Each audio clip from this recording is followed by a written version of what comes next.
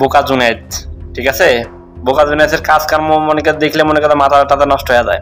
আসলে একজন প্রতিবন্ধীকে নিয়ে এইভাবে মনে করেন করাটা ঠিক হয়েছে, মনে করেন সে একদম ভালো মানুষ, অন্যভাবে ভিডিও তৈরি কর।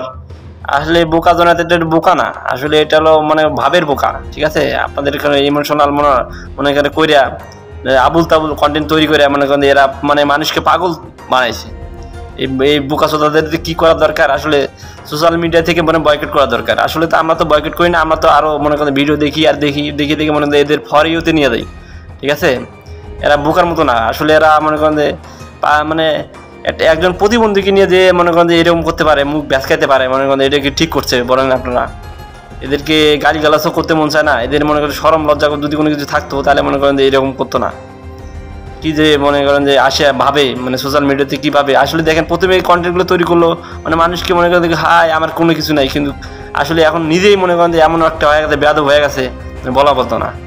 এটা বোকা কয়, এটাও মনে করেন যে শয়তান, বোকা শয়তান, ঠিক আছে। বোকা শয়তান বলতে আমরা মনে করি বোকা জুনেদ না বলে বোকা শয়তান আমরা দেবো, ঠিক আছে।